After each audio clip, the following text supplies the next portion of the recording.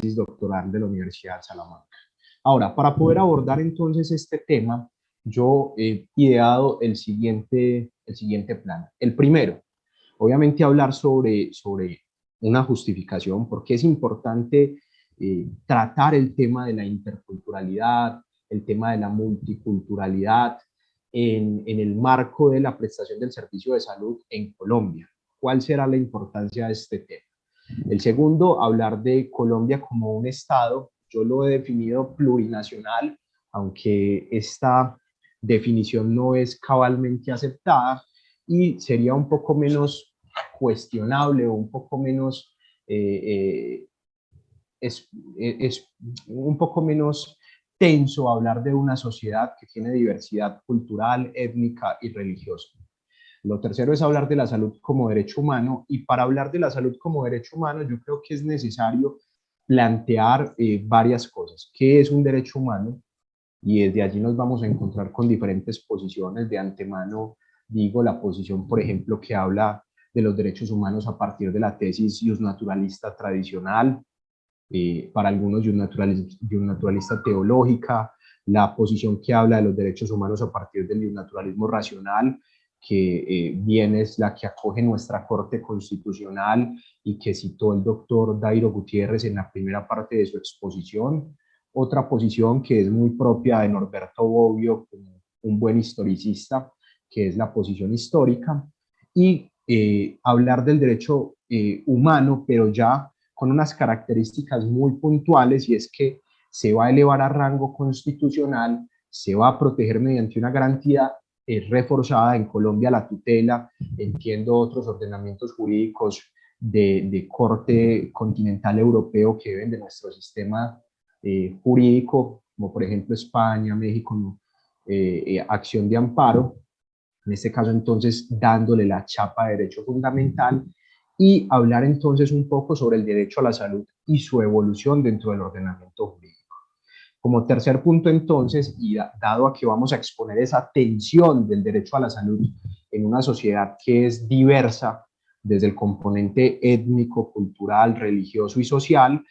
cuáles son los caminos que se han abordado en Occidente principalmente para tratar estas tensiones entre precisamente el mundo occidental, porque no tenemos que desconocer que a pesar de que somos una sociedad principalmente mestiza, nuestro ordenamiento jurídico es un ordenamiento jurídico de corte continental europeo. Nuestra constitución es una constitución social de derecho al mejor estilo de las constituciones primero emanadas de los estados de derecho burgueses y posteriormente con los avances sociales que hemos logrado en el siglo XX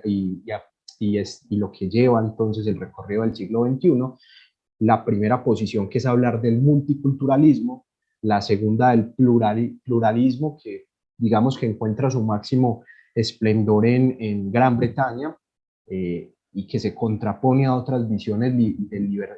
liberalismo como lo son la francesa, y la tercera hablar del interculturalismo, que creo yo, y tomando pues la posición que aborda el autor, el doctor Martín Agudelo en su obra, pues es la que nos va a permitir crear canales o conductos de diálogo de cara a una debida prestación, en este caso de la atención en salud, pero ¿por qué no de otros derechos que también se pueden ver en disputa en el marco de nuestro ordenamiento jurídico? Entonces, tenemos media hora, voy a tratar de ser muy concreto. ¿Por qué es importante hablar de la atención en salud en el marco de una sociedad diversa y establecer caminos que nos permitan garantizar una debida atención y un cumplimiento cabal de ese derecho, comillas, humano, comillas, fundamental, que es el derecho a la salud? Primero tenemos que entender que Colombia es un Estado, y en este caso entonces la palabra Estado, como aquella representación jurídica de la nación o las naciones, es un Estado que se compone de una cantidad de grupos humanos, todos diversos o con múltiples formas de entender la realidad, múltiples cosmovisiones, cosmogonías, y entre las principales poblaciones que incluyen el mundo, en este caso, comillas, el mundo de lo que no solamente entendamos es Colombia, sino es en este caso Latinoamérica, nos encontramos con una primera población que es la población mestiza, y yo lo llamo la población mestiza o blanca, y pongo unas comillas, población occidentalizada, porque es la que nos va a traer esta forma de entender el derecho y nos va a traer el marco de lo que entendemos como el Estado Social de Derecho, los derechos humanos y en concreto, en este caso en particular, el derecho fundamental a la salud. Esta primera posición o este primer grupo humano, pues no será necesario exponerlo demasiado, pues porque es el que sienta las bases de nuestro modelo jurídico y de la forma en la que estamos organizados como Estado. Ahora, nos vamos a encontrar con una segunda población que en términos, digamos, de diversidad, sería quizá, y lo voy a decir con el respeto de los otros grupos humanos, la más importante, que es la población indígena. No digo más importante por restarle valor a las otras, sino por algo muy concreto, y es que al interior del Estado colombiano hay aproximadamente 105 pueblos indígenas, cada uno con unas riquezas ancestrales incalculables, unas lenguas, unas formas, unas tradiciones, y por lo tanto es un grupo humano que es muy diverso y que tiene una riqueza incalculable. Luego vienen los pueblos afrodescendientes, según datos que miré en el 2018, se censaba que aproximadamente entre el 5 y el 7% de la población, entre el 5 y el 7% de la población colombiana era indígena. Eso nos dice que aproximadamente hay 3.54 millones de indígenas para ese año, que fue el último en que se generó un censo de esta población. Ahora, la población afrodescendiente es una población también bastante numerosa, que va a tener sus propias formas, que va también a tener sus maneras de entender y de vivir, pero que se ha terminado acomodando a este mundo occidental y a la forma de entender el Estado, llamémoslo eurocentrista. Por último, nos encontramos entonces con el pueblo de los palenqueros y raizales y de los rum, que son igualmente importantes, tienen unas formas, tienen unas maneras de vivir y entender el mundo, pero los dejo en este último renglón porque su población pues no es tan grande como la afrodescendiente y como la indígena, y por lo tanto pues no se generan tantas tensiones en el marco de el cumplimiento de los derechos fundamentales, en este caso el derecho a la salud. Bueno, ahora, dentro de esa clasificación que nosotros vamos a analizar y que yo les planteé ahora, es decir, el plan de trabajo, nosotros tenemos la necesidad de abordar la salud, y abordemos la salud desde qué punto de vista. Primero, desde un derecho humano. Y vale la pena resaltar entonces qué debemos entender como un derecho humano. La raíz o la base de los derechos humanos se ha trasladado históricamente o se ha tratado de interpretar de diferentes formas a lo largo de la historia. Es decir, nosotros podemos encontrar la base de los derechos humanos en un discurso, por ejemplo, como el justnaturalista, que va a tener varios giros. Primero nos podemos encontrar con un justnaturalismo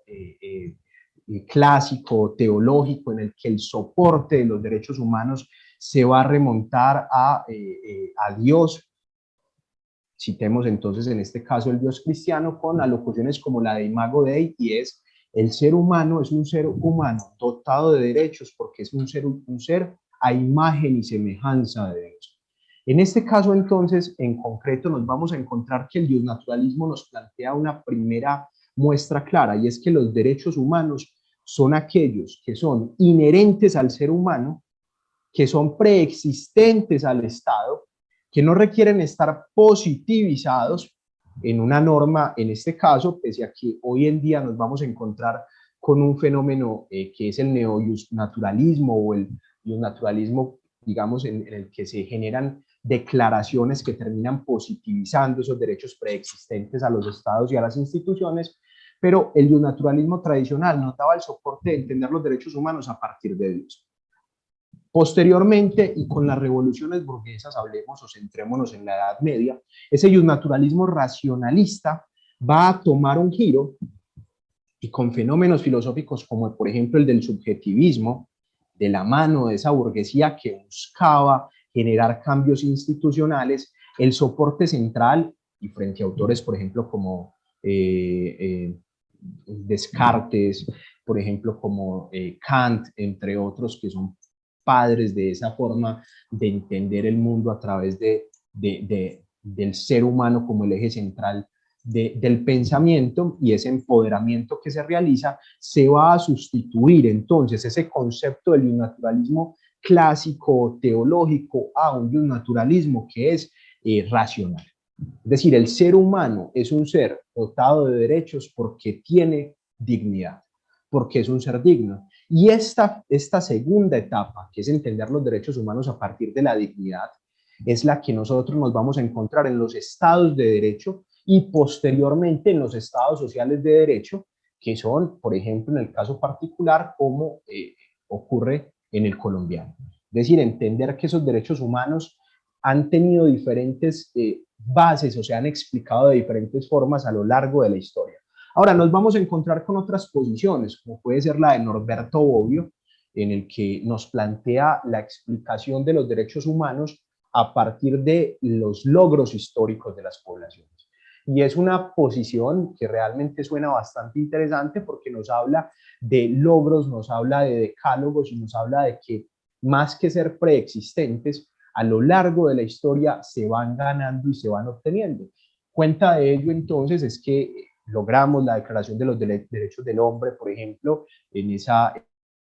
Europa revolucionaria burguesa, posteriormente en esa época de alta tensión en la Segunda Guerra Mundial entre, por ejemplo, el naturalismo y el positivismo y el choque de principios como el de legalidad en los juicios de Nuremberg, nos vamos a encontrar en una etapa de positivización y allí creo que fueron muy sutiles al utilizar la palabra declarar y declarar como algo que ya preexistía, por lo tanto sigue a mi juicio teniendo un corte bastante naturalista estas declaraciones, a pesar de que se positivizan, vamos a encontrar esa explicación a partir de Bobbio como los derechos, como logros históricos. Ahora bien, ¿cuál ha sido ese trasegar del derecho a la salud en nuestro ordenamiento jurídico colombiano? O sea, lo primero decir que la Constitución del 91, que es una constitución que tiene unos elementos bastante interesantes porque va a dar el brinco del Estado de Derecho, que es un Estado principalmente legalista y en el que la ley se instituye como el eje central, a un Estado donde realmente es el individuo y es el sujeto el eje central del Estado, y por lo tanto entonces vamos a contar entonces en este momento con el denominado Estado Social de Derecho, va a elevar el derecho a la salud como un derecho humano elevado a rango constitucional. Y esto lo va a hacer en el artículo 49 de la Constitución Política en los siguientes términos. Establece que el derecho a la salud tiene una doble connotación. No solamente se debe entender como un derecho humano, y en este caso vamos a ver más adelante fundamental, lo que quiere decir que es un derecho humano elevado a rango constitucional y más importante aún protegido por un mecanismo de control o una garantía que refuerza su cuidado, que en este caso es la tutela, sino también lo entiende como un servicio público de carácter esencial, cuya prestación en este caso, digamos que el Estado es responsable de ella. Más allá pues de los desarrollos y el sistema como tal que se ha creado de seguridad social en Colombia, que como ustedes bien saben, toma su eje central en la Ley 100 del 93 y que nos crea unos subsistemas, es decir, el sistema de salud, el subsistema de salud, el subsistema de pensiones y el subsistema de riesgos laborales, y de allí entonces se desprende la articulación en torno a la forma en la que debemos entender se desarrolla ese derecho fundamental y se da su cumplimiento, incluyendo en este caso una articulación entre lo público y lo privado con las ya conocidas EPS y las diferentes IPS que prestan los servicios por medio de los galenos, pues nos encontramos que tiene su soporte fundamentalmente en el artículo 49. Perdón. Hay que entender que ese derecho fundamental inicialmente se consideró que simplemente era un derecho humano, Es decir, no era un derecho fundamental, simplemente se entendió que el Estado debía cumplir con su prestación, pero fue por allá en la sentencia T760 del 2008 que se estableció que la salud era un derecho fundamental autónomo en lo que respecta al ámbito básico. Y se fue avanzando en el entendimiento a lo largo de la jurisprudencia de la salud, primero como un derecho humano fundamental en la medida en la que efectivamente se conectara con la transgresión o la vulneración de otros derechos fundamentales, como lo era otros derechos humanos fundamentales, como por ejemplo la vida, la salud, incluso la dignidad, hasta obtener el carácter que vemos hoy en día y es de derecho fundamental per se o por sí mismo. Muy bien. Ahora, vamos a entrar en el tema álgido o en el quick del asunto, y es, ¿cómo podemos garantizar la prestación de un servicio público esencial como la salud y garantizar el respeto y el debido cumplimiento de los derechos, del derecho fundamental, en este caso, a la salud, en una sociedad donde hay precisamente unas divergencias, donde hay unas diferencias tan claras y marcadas como lo son, por ejemplo, las que encontramos en los grupos indígenas con sus conocimientos ancestrales y la forma en la que entendemos la medicina nosotros los mestizos colombianos o los blancos que se encuentran en Europa, y esa rivalidad que podría generarse en torno a estas dos formas de entender la salud y de entender incluso la vida. La primera solución que uno puede encontrar en este caso es la que nos plantea la multiculturalidad o el multiculturalismo. Pero básicamente el multiculturalismo, y me gustaría citar al maestro Martín Agudelo Ramírez en su obra, busca la inclusión de prerrogativas a favor de grupos, la defensa de los intereses de colectivos que se sobreponen a la protección de una persona. Y comenta el mismo maestro, estamos en un escenario en el que cabe cuestionar sobre los riesgos de la radicalización del multiculturalismo, en la medida en la que se propague la creación de guetos que aniquilen los derechos de la persona, la promoción del realismo cultural y el florecimiento de nacionalismos ideológicos. Es decir, el multiculturalismo lo que nos va a plantear en esa pugna entre los derechos individuales y la pugna entre los colectivos va a ser la prevalencia del colectivo frente a la individualidad.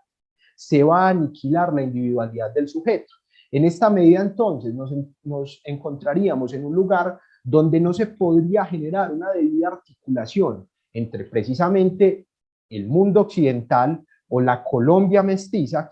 que tiene precisamente las instituciones prestadoras de servicios de salud, y las comunidades indígenas. Por lo que entendemos que la salida desde el planteamiento multiculturalista no puede ser la adecuada para el caso en concreto. Ahora,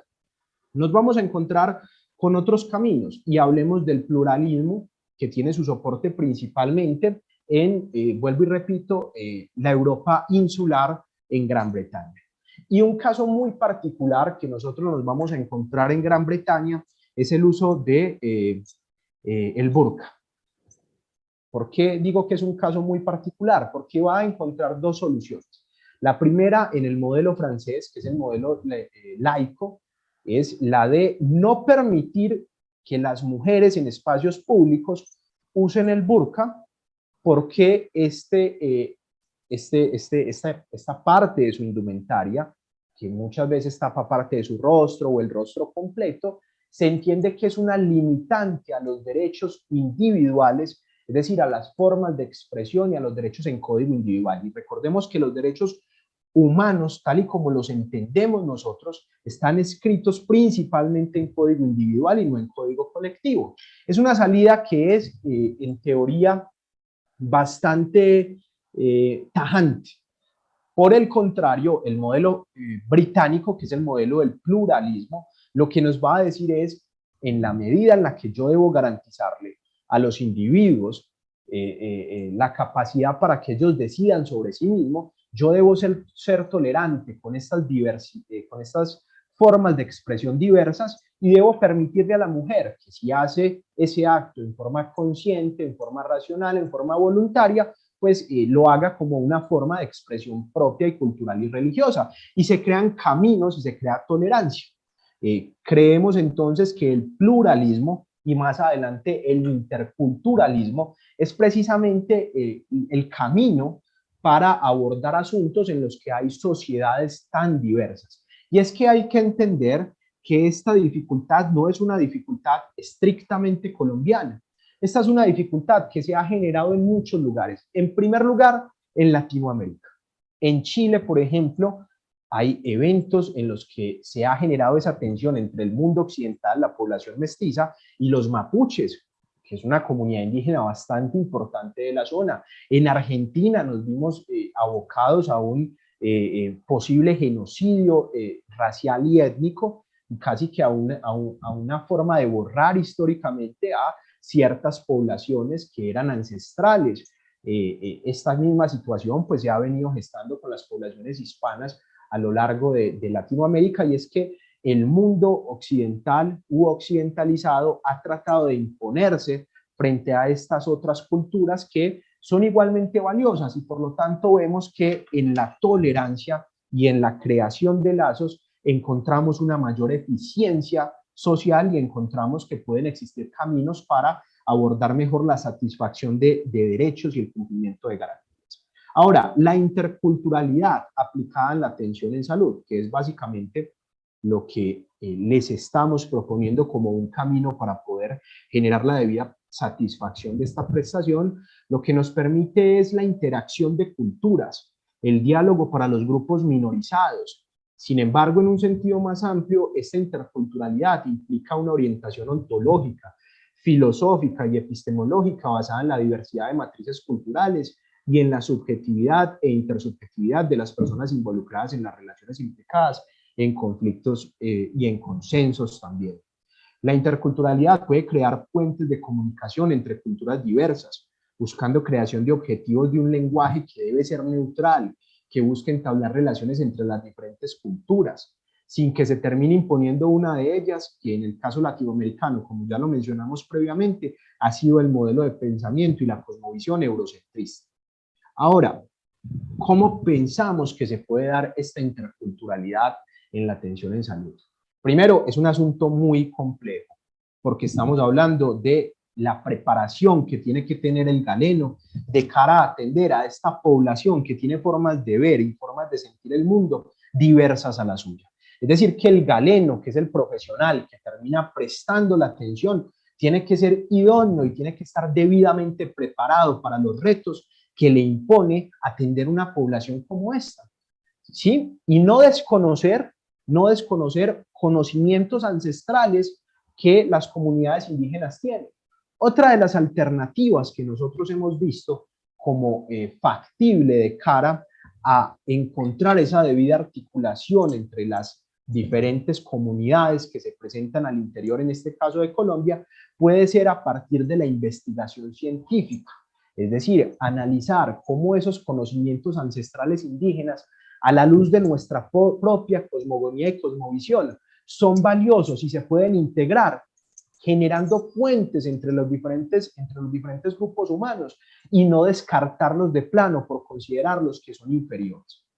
Esta entonces consideramos es la salida más valiosa a esta problemática que tenemos, y es la de entender que somos un pueblo diverso, con diferentes formas de sentir y entender la vida, y que más que la exclusión, la imposición, que son caminos que encontramos, por ejemplo, muy latentes en la denominada multiculturalidad, debemos crear puentes o caminos de diálogo como los que nos plantea la interculturalidad, o de tolerancia como los expuestos en el pluralismo inglés.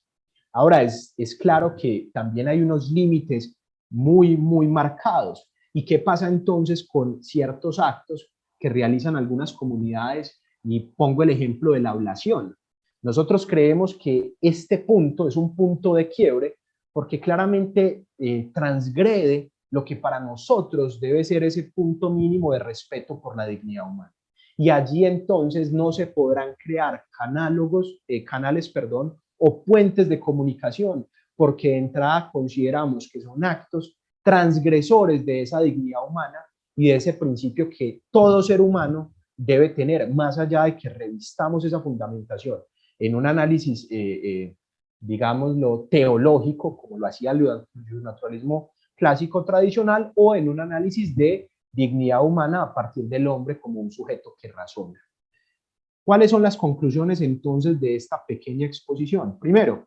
Colombia es un estado en el que existe pluralidad de grupos étnicos y en sentido sociológico es un estado compuesto de varias naciones. Y me atrevo a decir naciones porque son grupos humanos que tienen una historia, una forma de entender, incluso en ocasiones, como pasa con los raizales o con los palenqueros, una lengua propia, o las comunidades indígenas, y eso hace que tengan su propia manera de vivir y entender la realidad. Cada una de ellas con elementos culturales propios que, que hace que en ocasiones se genere esa tensión entre el individualismo occidental y la visión comunitaria o multiculturalista, como la plantean algunos. Segundo, la salud es un derecho humano de segunda generación, elevado a rango constitucional y protegido mediante una garantía reforzada o un mecanismo, es decir, es un derecho fundamental. En igual forma, es entendido como un servicio público esencial. Su protección y regulación en el ordenamiento jurídico colombiano es amplia, por lo tanto, tenemos la necesidad frente a estas comunidades de crear esos canales de comunicación.